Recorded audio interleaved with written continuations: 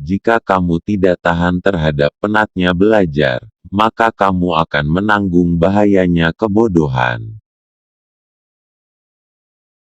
Ilmu itu seperti air. Jika ia tidak bergerak, maka ia akan menjadi keruh lalu membusuk. Aku mampu berhujah dengan 10 orang berilmu, tapi aku akan kalah pada 1 orang yang jahil, bodoh, karena ia tidak tahu akan landasan ilmu. Andaikan aku ditakdirkan mampu menyuapkan ilmu kepadamu, pasti kusuapi engkau dengan ilmu. Besarnya rasa takut itu sesuai dengan kapasitas ilmunya. Betapa aku senang, jika semua ilmu yang aku ketahui dimengerti oleh semua orang. Maka dengannya aku mendapat pahala, meskipun mereka tidak memujiku. Ilmu itu bukan yang dihafal, tetapi yang memberi manfaat. Orang yang berilmu dan beradab tidak akan diam di kampung halaman. Tinggalkan negerimu, merantaulah ke negeri orang. Orang yang mengkaji ilmu faraid dan sampai pada puncaknya, maka akan tampil sebagai sosok orang yang ahli berhitung. Adapun ilmu hadis itu akan tampak nilai keberkahan dan kebaikannya pada saat tutup usia. Adapun ilmu fikih, itu merupakan ilmu yang berlaku untuk semua kalangan baik muda maupun yang tua, karena fikih merupakan dasar dari segala ilmu. Orang yang pandai akan bertanya tentang apa yang ia ketahui dan tidak ia ketahui. Dengan menanyakan apa yang ia ketahui, maka ia akan semakin mantap, dan dengan menanyakan apa yang belum ia ketahui, maka ia akan menjadi tahu. Sementara orang bodoh itu meluapkan kemarahannya karena sulitnya ia belajar, dan ia tidak menyukai pelajaran. Siapa yang menghendaki kehidupan dunia, maka harus disertai dengan ilmu. Dan siapa yang menghendaki kehidupan akhirat, juga harus dengan ilmu.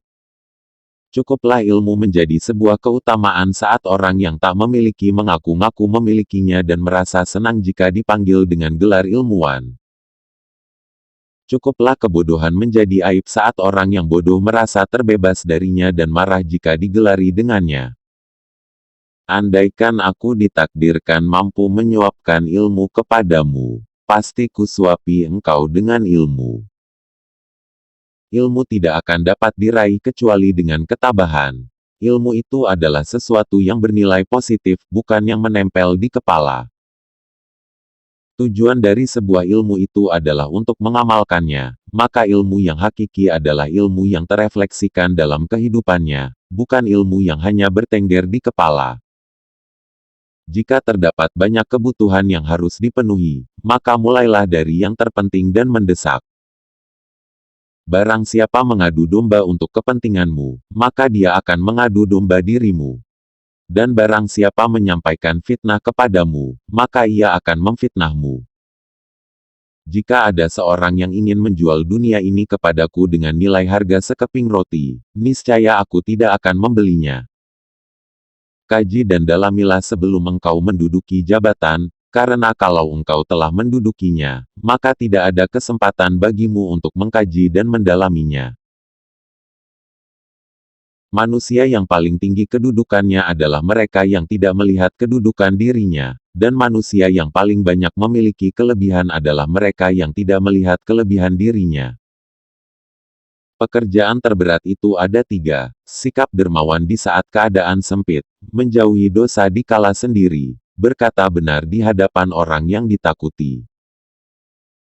Pilar kepemimpinan itu ada 5, perkataan yang benar, menyimpan rahasia, menepati janji, senantiasa memberi nasihat, menunaikan amanah. Tiada kesusahan yang kekal, tiada kegembiraan yang abadi, tiada kefakiran yang lama, tiada kemakmuran yang lestari. Sebagaimana Tuhanmu telah mencukupkan rezekimu di hari kemarin, maka jangan khawatirkan rezekimu untuk esok hari. Bumi Allah amatlah luas, namun suatu saat apabila takdir sudah datang angkasa pun serasa sempit. Apabila sikap hatimu selalu rela dengan apa yang ada, maka tak ada perbedaan bagimu antara dirimu sendiri dan para hartawan. Banyak orang yang telah meninggal, tapi nama baik mereka tetap kekal. Dan banyak orang yang masih hidup, tapi seakan mereka orang mati yang tak berguna.